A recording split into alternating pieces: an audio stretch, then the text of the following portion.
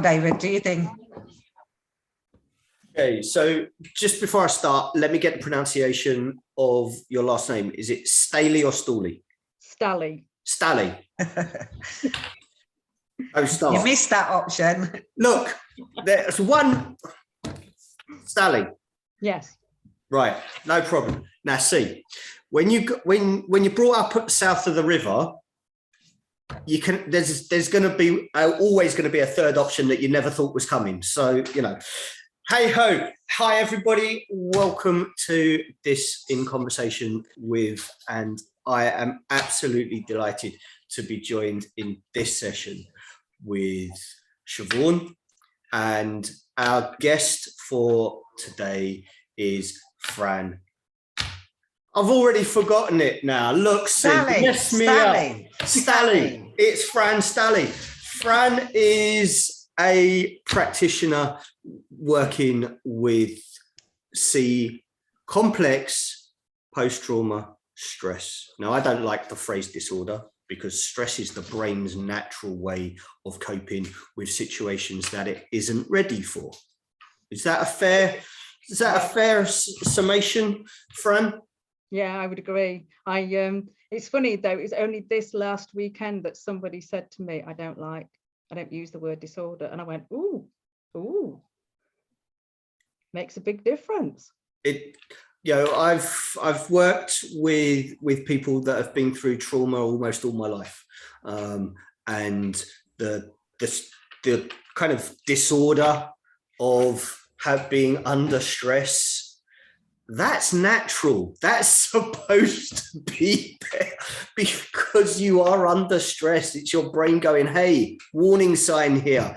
This is not what I'm equipped for. But why don't you give people a chance to get to know a little bit more about you and what it is you do in more detail? I have a history of complex trauma from early childhood abuse at the hands of both my parents. And it took me 25 years and 15 therapists to overcome the CPTSD to a point where I could, I can function, I can live my life, I can start to focus on my future rather than focusing solely on trying to overcome the CPTSD. And I think the reason why it took me so long is because most of the therapists that I saw didn't understand trauma. Even if they were trained in trauma, they didn't understand it. They didn't understand how it was affecting me, how it affected our relationship. And most importantly, they didn't understand how they could so easily re-traumatize me. So now I work with other people with a history of CPTSD because I realize, not as a therapist, I'm not a therapist, it's after they've had therapy and they go, oh, I now have to rebuild my life 30 years later than most people start out. And that is incredibly hard. So it's peer support, it's supporting other people, because I realized that there's going to be other people who are in the same boat as me. And I had a client say to me, he said, there's nothing for us from other peers, apart from Pete Walker stuff. There's nothing. Yeah. It is a shame, because the truth of the matter is, if you just think about the word disorder means chaos. And when we go through any kind of serious trauma, it creates emotional chaos. And the word disorder implies an illness, a sickness. And actually, from my personal point of view, anybody, and I own this, Fran, I have been through serious trauma. That's my background. It's been repetitive. So I fully appreciate the dynamics of it. And I find it really I say exactly what you said about that person saying to you, I don't use disorder.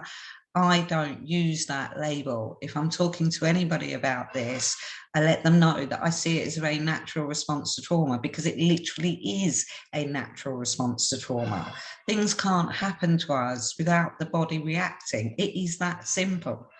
And it's heartbreaking, as somebody that does practice, that I hear 15 therapists. I mean, what what could they have done, and what would you like them to have done that might have been different for you? Because I admire your ability to keep on going, if I'm honest with you. I was going to say that that has to get a round of applause in the auditorium, to be able to kind of see that there is a benefit underneath all of that negative interaction. Applaud you for that, to keep going. Thank you. And I have had an email from somebody who has had more therapists than me, and she's younger than me. Wow. Not unusual. No, and that's, this is my profession, but it's a vocation for me. So when I hear these kind of stories, and APA is very much about changing systems and making them more efficient. I personally believe the therapist ought to have a lot more therapy themselves a lot of the time, because without their own self-awareness, they bleed into whatever is going on for the individual in front of them, and that's not their role. And I'm really, really, really passionate about what I do and how I work with people. I see us as a complete team. It's us working together, not me up there and them down there. And they might feel down there, and they might feel down there. I acknowledge there's a power imbalance. I do everything on my side to make it clear to them that we do work as a team. And what makes you smile about that? Because I've had one therapist address the power imbalance. One. Wow. And this is why I think, the fact that we're having this conversation, as an accreditation service, as a provider of that overview, that framework by which professionals engage, to be able to have this conversation with someone, you're not an APA member, to be able to open up that door, to have that conversation, that's pretty unique as well.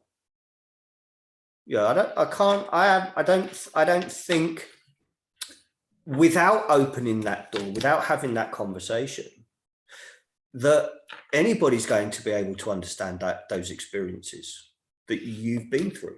And it's I really want to hear, what was it like for you, just having that one therapist acknowledge that power imbalance for you?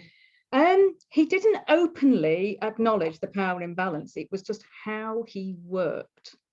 And there were just subtle little things that he did. The most important thing he did was that he said, I'm not going to try and force you to do anything that you don't want to do. Because he realized that trauma is being put out of control. So if he put me out of control by seemingly to make me do something that I didn't want to do, he knew he would re-traumatize me. And that is what had happened to me with my prior therapist. He'd re-traumatized me because he'd put me out of control. When I had the therapist who addressed the power imbalance, I was hours away from killing myself. I had been re-traumatized by my prior therapist, and it took me a year of therapy to get over the harm caused by my NHS therapist that I'd had previously. And that's heartbreaking, isn't it, Von? It is, because I do acknowledge a power imbalance, and I do acknowledge with extensive trauma control. Control is a very, very, very specific dynamic in relation to trauma, especially historical trauma of a big nature, as I refer to it. The truth of the matter is, when you remove control away from somebody, you are literally doing what's being done to them. Yeah. So this is my area. This is I work with deep historical trauma. So everything that you're saying to me, ironically, you're validating from a client perspective, if you like, everything that I do, because I know what it's like to go through trauma. I know what it's like to have control taken away from you. And it's horrific when I struggle to understand any individual that can sit in front of somebody and profess to work with trauma, yet desire to control an appointment, have their own agenda. It has to be under the client's control. It has to be. So I make a point of saying to people, if you don't want me to talk about this, it's okay to tell me to stop.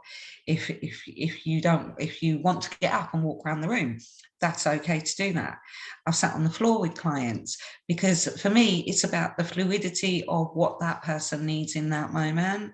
And nobody has the right to impose anything over anybody else. And I feel very strongly about that. So I'm sort of wondering, how did you manage these appointments with therapists? What was going on for you, Fran, from a client perspective? So the NHS therapist, I went for help with work. They didn't help with work. This particular IAPT didn't help with work, so they weren't going to help me with work.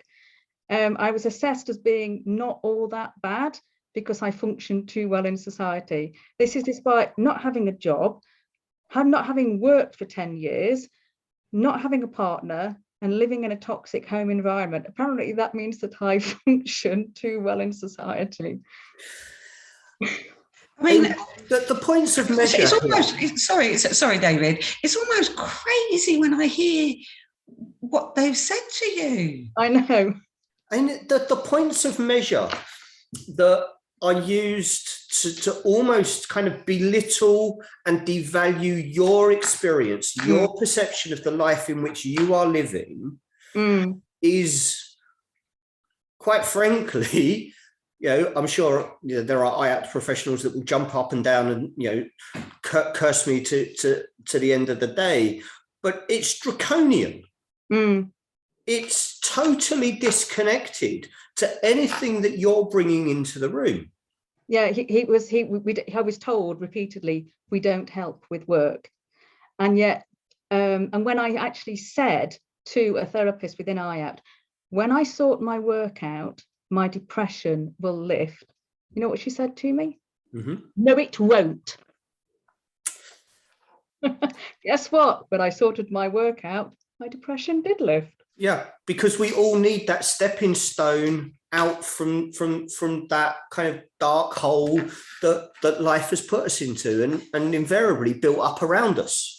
I'm hearing in that tone, and I suspect, but please correct me, Fran, you have repeated it in the tone that it was given to you. Oh yeah, yes. That's what I thought. Yeah. To hear anybody, see, this hurts me for you, and I'm not going to pretend, because I hear these stories every single day, and honest to God, it's ironic that my biggest frustration in life is the systems that we are in relation to mental health and lack of self-awareness. Because for me to hear anybody even speak to you in that tone, never mind the words, is absolutely disgusting. Yeah, we as an organisation, we would be having words. It's disgusting. You mentioned right at the top here that this started with adverse childhood experience and parental engagement in that.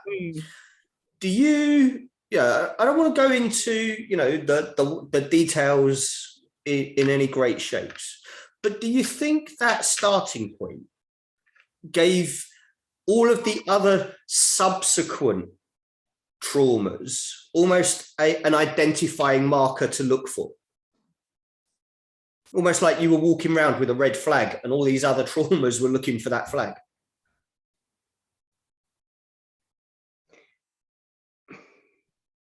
Other than my work, which was a massive, massive ongoing trauma, there were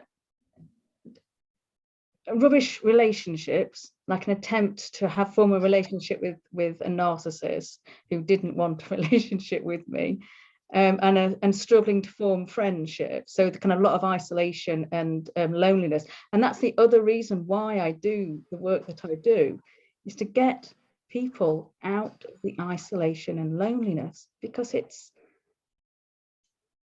we need that social support, and life is painful without it.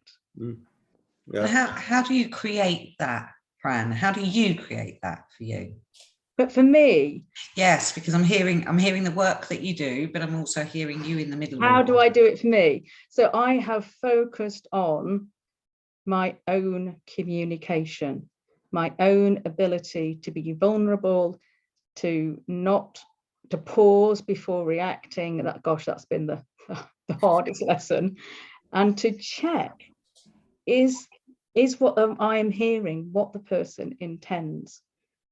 And if I can just keep the conversation going, eventually, this is when we're in conflict, we'll come out the other side. And it's being willing to be vulnerable and to trust my instincts that I can be vulnerable and authentic with the person. And I've realized I don't want to be around people where I can't be authentic.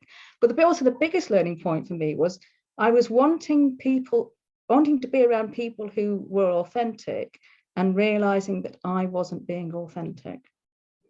I wasn't being deep. I was also being superficial.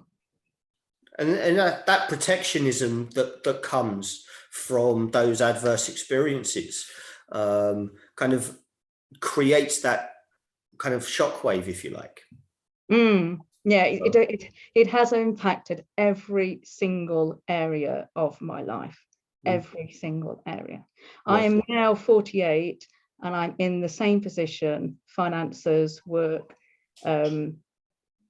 pension, savings, house, car, that kind of thing, as a teenager leaving school, leaving home for the first time. I don't have anything. I've got to rebuild my life completely from scratch. You know, a couple of things I want to pick up on. You talked in a way about pausing before reacting. This is actually one that I invented, and I'm quite proud of myself because, and ironically, I didn't own this invention for many years. And I honestly say that, Fran, because I actually created a specific technique, which is literally based on what you've just said, which is literally training the person to go to their feelings and think about the feeling before actually reacting, so it becomes a response. And you saying that, learning to pause, I use that every single day if I'm online that much. And I say that because I hear things and I read things and I am going, no, dear God, don't respond, not worth it. You can't control somebody else. Let it go. Focus on what you can control, not focus on what you can't control. So that's my little process, because my biggest frustration in life is exactly what we're talking about. For me, if somebody cannot honor, and I use that word specifically because this is how I personally feel, I honor somebody wanting to work with me personally. For me, that's an honor. For me, it's a privilege that that person has chosen me and wants to continue to work with me. They're giving me, in my mind, they're giving me their life story. They are. And if I can't appreciate that as a practitioner, and the words of Irvin D. Yolom, they ring in my ears all the time over this, about connecting soul to soul with somebody in front of you, because it's one of them. Because it's a beautiful way of really appreciating connection between two people. And that's where that honor, that appreciation of their trust, for me, I can't imagine. I can, because I hear it all the time. I don't really want to, and I'm not referring to you here. I hear all the time people judging or even sharing. You know, my frustration in my life is literally the therapy world. You know, I have only ever been stigmatized by other therapists. Shocking, isn't it? I can believe it. You know, which is the really sad bit. I can't believe that.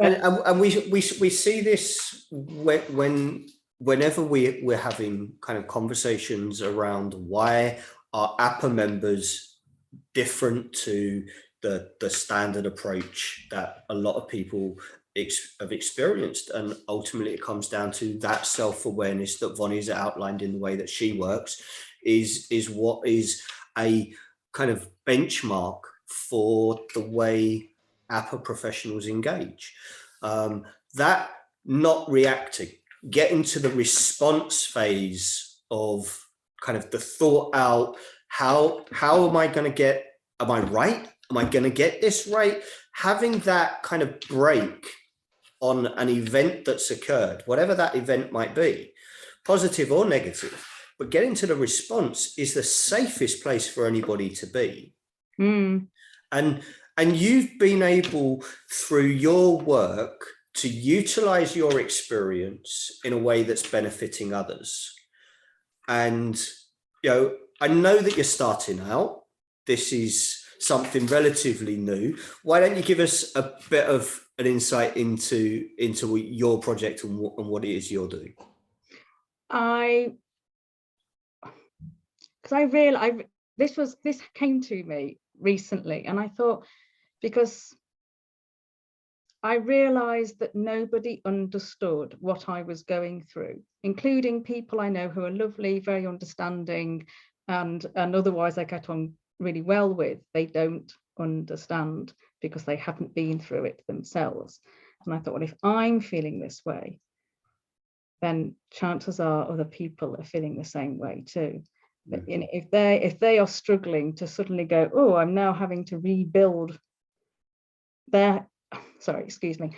If I'm struggling about having to rebuild my life, and it feels like I'm having to do this all by myself, and that nobody really understands what I'm going through, chances are other people are in the same boat as me.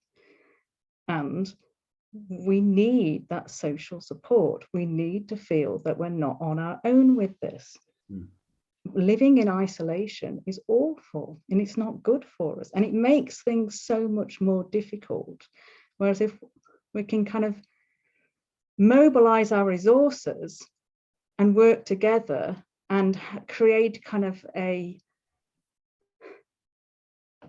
way of collaborating together that ensures that, you know, everybody's needs are more likely to be met, it just feels like, oh, I'm not on my own with this. That was the thing that always, that's like the theme throughout my life, was I'm all on my own with this. Yeah, and that isolation is really the food for that gremlin, isn't it? I mean, the more you're in that situation, the more you feel isolated, the more you feel that you have to be isolated because you're isolated. It's just becomes that cycle that keeps you in that place.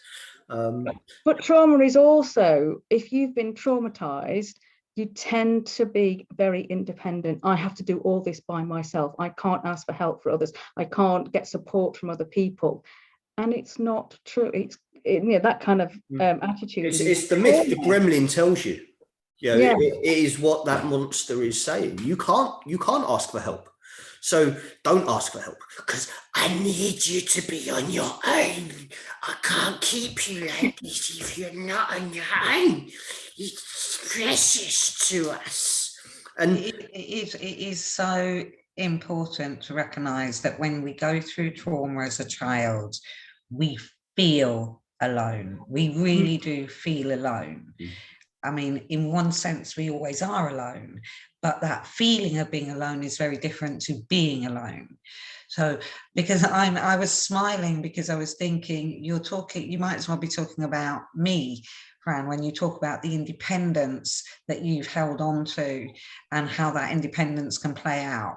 And I can honestly say, having cancer and being in remission at the moment, so I'm doing absolutely fantastically, but learning through everything that I was always taught to actually get to a place where I could ask, I could accept, I could allow, and going through cancer, and I can smile about this because it sounds so crazy to say it out loud. It was such a crazily good experience because it really pushed home to me the ability to be able to say, I need help.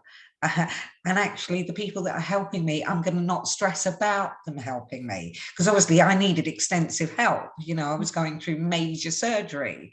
So it was a very practical situation, but I didn't have to fight my independence, if you like, at that point, because my self-awareness had gotten to a point where, yes, I can give help, but actually there's times you really need it too. And allowing yourself to have that, it can be profound. So I'm really sorry, David, I'm really hearing, Fran, you say about that social isolation. And you're right, when people feel, just talking to somebody else, I've often thought if I had the time, I could do group work with all my clients and put them all in the same room if that's what they wanted.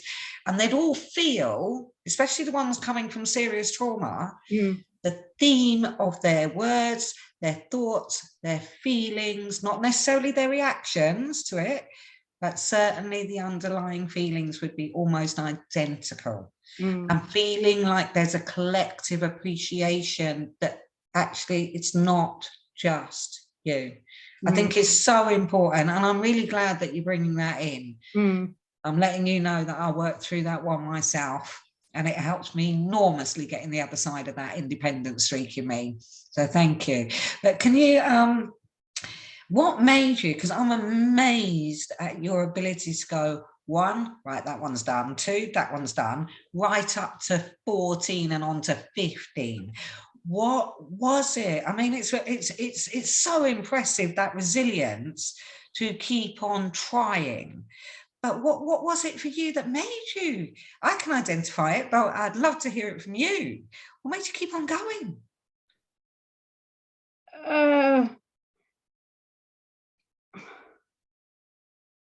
I think part of it was when I realized that my life wasn't working and without therapy, and a friend told me about EMDR, and I was into science, he's into science, so I kind of go, okay, so the science behind it is potential that it could work. So I trusted the EMDR, but this was I think it was therapist number 10 before I got EMDR. And then it was therapist number 12 before I was really helped. And then the 3 were because the therapist who was really helping me then went through a bereavement, so I had to stop therapy with him. How ironic. I know. Yeah, you know, I can't help my brain. My brain instantly goes into loss, you know, and you get into somebody that effectively you genuinely felt that you could connect with that person by the sounds of it. That's what I'm really hearing. Yeah. And then they go through a loss, so they have to step back and you lose because of their loss. And obviously that's not that individual's, it's just one of those things, and I can fully appreciate it. Yeah. That in itself. I did have a really great EMDR therapist that therapists don't like this, but I was honest with both my therapists. I saw 2 therapists at the same time. I had a really great EMDR therapist. She was an excellent EMDR therapist, but there was no connection with her. And I think it's because of her age. She was in her 50s, and she reminded me of my mum when my mum was being particularly abusive. It was completely subconscious, and we couldn't sort it out. But she really helped me. She really, really helped me. So I don't want to dismiss the help that she gave me, because also she was willing to go to really shocking trauma and help me to process that other therapists didn't want to go near. Okay, so it's interesting, isn't it? I'm hearing almost in the last 5, there's ones in amongst the last 5, 10 to 15, that's what I'm picking up. Yeah. That you almost began to find the right kind of individuals for you in differing ways. And for whatever reason, and in what different reasons, you ended up at 15. But I really appreciate, because it is so lovely to hear from somebody that says, actually, although that didn't work, they were really helpful. Because obviously there's always pros and cons about relationships, and depending on what goes on in those relationships will impact on anybody. But I have to say, I rang 40 therapists one day as an experiment. And I did 40 therapists, and every single one was an answering machine, and not one, Fran, not one rang me back. And not one. And that's why it was a little bit of an experiment, because I was thinking, right, what therapists use answering machines? If I do tap into a good therapist, I will maybe go and see them for whatever reason down the line. But I just want to see how many people actually get back to you. And the truth of the matter is 40 therapists. Now I'm sitting there thinking, if I was somebody in a really vulnerable position, ringing 40 therapists and not getting a call, that's crushing. the chances are they wouldn't get past 5. And it's that re-traumatization, isn't it? You know, it reinforces that. Can't be helped. But, you know, no, there's nobody there. There's no point. It's, you know, it just reinforces that. It's one of the reasons why we are working at the recommendations and advice to professionals, that they do have somebody to answer their calls. You know, don't miss a call. You know, it may just be that one person who has been through 15 and is needing to have that point of contact. Well, it's also, I also want to add, because it's a very important part to acknowledge, I don't just look at the, you know, good business side, respond from a customer service perspective. That should be there for any organization. But I think on a much deeper level, I think if somebody has been ignored that much in childhood, the last thing that they need, and the fear of leaving a message on an answering machine, one, most people wouldn't want to leave it. And secondly, if they are ignored, it completely triggers off their unconscious. And that is my ultimate reason for having a PA, you know, because they're remote PAs. They don't cost the earth by any means.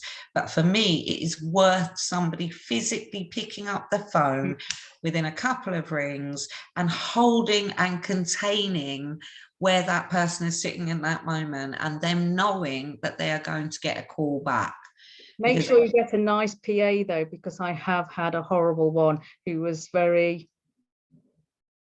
impatient, and that also was very triggering. I just want to say one more thing about my 15 therapists, is that not being helped reinforced the belief that nothing I did was make any difference. So when therapists weren't helping me because they didn't understand trauma, they didn't have the skills to treat trauma, they were reinforcing my beliefs caused by the trauma that nothing I did would make any difference. Yeah. And they would. That's actually a completely natural response. It's like saying you're not helpable. Yeah, yes, that is how it is. I don't know. You asked me why I kept going. I don't know. There was just something in me that was tenacious and was able to keep going. Resilience, determination, ability and desire and proactiveness to keep that on part of your going brain forward. Yeah, there's also that part of your brain that is saying, everyone else says I'm not worthy, but I know I am. Yeah, I think there's that tiny piece, and it's, you know, the sense of self-worth and the sense of self-confidence. They're like Siamese twins that have been separated in the brain, and when trauma happens, they run for the shadows. And it's only with therapeutic support that those twins can be brought back together.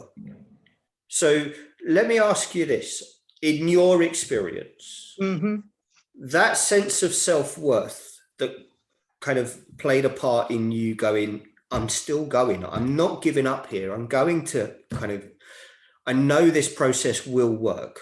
Well, that resilience had gone when I was ready to kill myself. It was like I'd reached the point where I couldn't keep going. That's exactly where I was kind of going. Yeah. You get to almost a tipping point. Yeah, I did. Because if nobody else cares and shows enough caring and appreciation of somebody else's feelings, sooner or later, depending on the individual, they will end up feeling so uncared for that they will actually direct that at themselves. It's not their fault. It's just a natural reaction, once again, about trauma. That trauma stress, isn't it, Fran? My desire to kill myself, it wasn't nobody likes me. I knew that my friends did like me. It seemed like there was no other option. I was so desperate for progress with my work. I'd gone for help with my work, hadn't received it. And so it was like, I have nowhere else to go. For me, it was the kinder option, because it didn't seem like there was any other option. Yeah. So this was your only version of control. Yeah. Yes. Yeah. And that's what I'm really hearing. Yeah. You know, Fran, sometimes we hear these things. I'm truly amazed at your determination Still to keep here? going. Still Sorry? here? You're truly amazed that I'm still here? Yes, because so am I. I am, but it's I'm not also, that you're still here as much as the resilience to ride that tsunami wave and stay on top of that board, really, that kind of stands out. And the work that you're doing now, that peer support, that providing that extra layer of safe environment for those that are understanding and experiencing trauma. Do you think that the wider community would understand the need for that? No, not at all. Not at all. I do one-to-one work as well, because not everybody likes being in a group. Yeah, that's as much as what I said earlier in relation to, you know, having that desire doesn't mean that it's actually appropriate. And the only reason I would want that desire is because that to break down that isolation and that sense of being alone. But the truth of the matter is, I'm not the therapist that says, I want you to be in a group. I'm not the therapist that says I want anything off you, you know, never mind being in a group. But I completely, I'm coming back to what I was saying before. I'm amazed at your determination just to keep going until you got where you needed to go. Because by God, Fran, that says a huge amount about the character you actually are.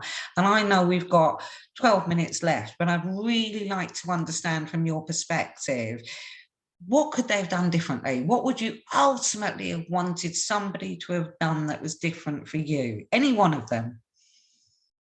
Had training in trauma. And I mean, real proper training, not just, oh, they had a bit of training whilst they were qualifying. I mean, train CPD after they had qualified, and the skills to be able to treat trauma. Because it was only when I had both of those that I was helped. Up until that point, I didn't get helped. Or can I just tell you about one therapist? Go on. Feel free. No names. No. I won't name his name. But he was the first EMDR therapist that I went to. I was on benefits, so I was spending. I mean, okay, I always want to say I've spent £20,000 on therapy fees over the course of my life. That is money I could have spent on a deposit for a house. I received a small inheritance and spent that on therapy fees. That meant that I couldn't spend that money on a deposit. That was my only hope of getting on the housing ladder.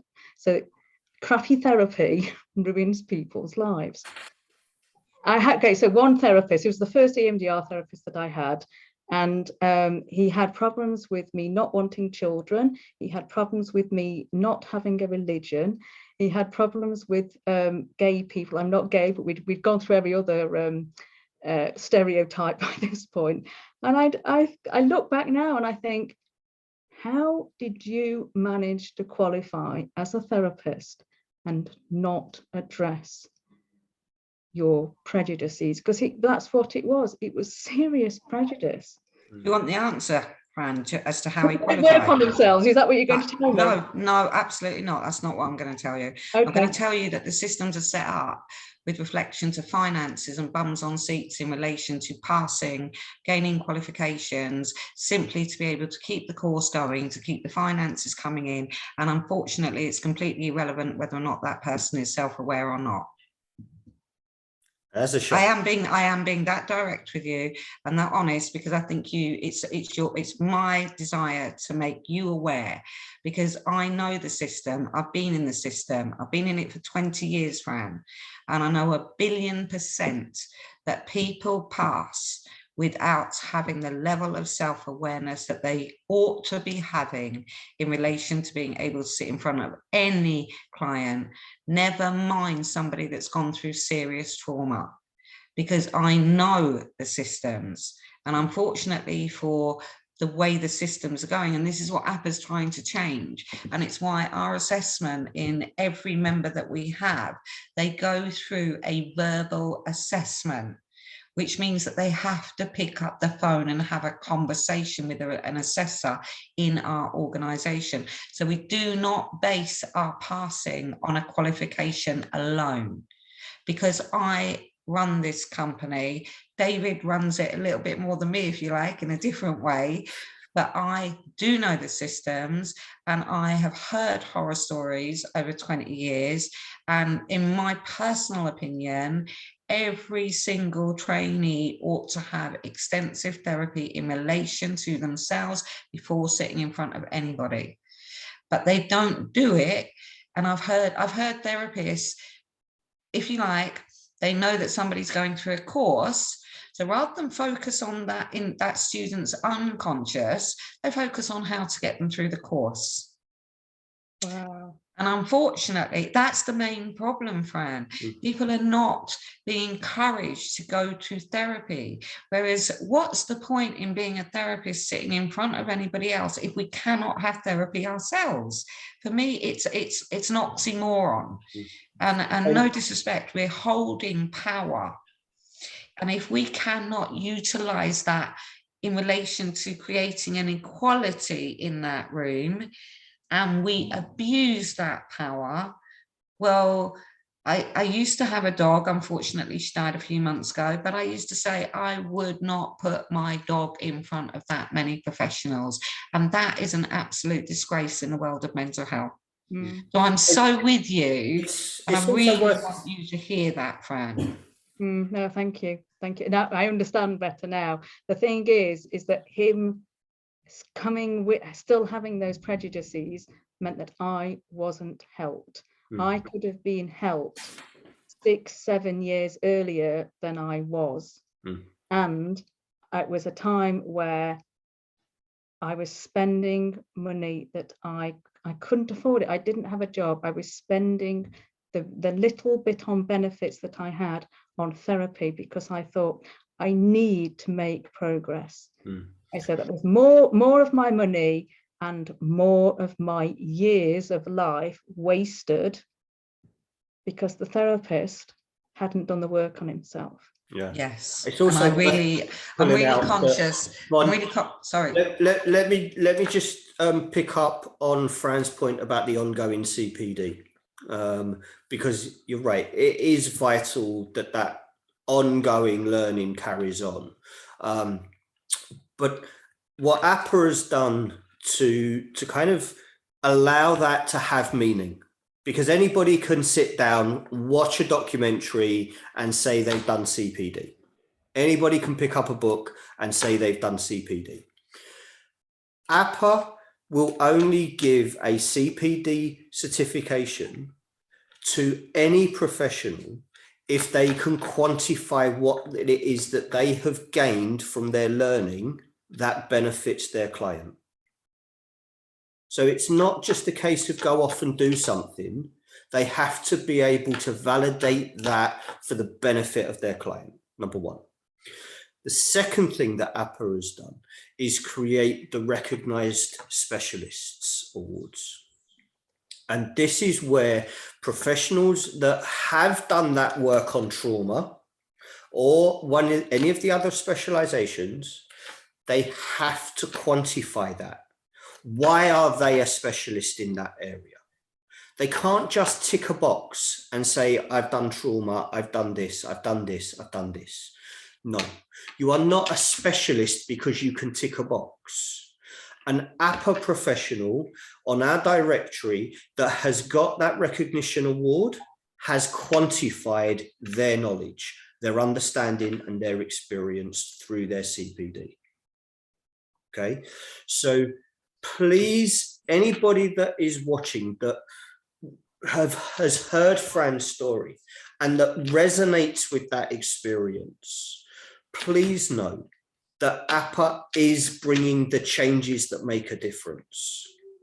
Because as Fran has said, that experience of people that say they are qualified, they have done X, Y, and Z, but actually can't translate that into the therapeutic experience for the client, are doing more damage than they will ever do good. No, I agree with that. And Fran, I can only congratulate you on the work that you have already put in on yourself. I am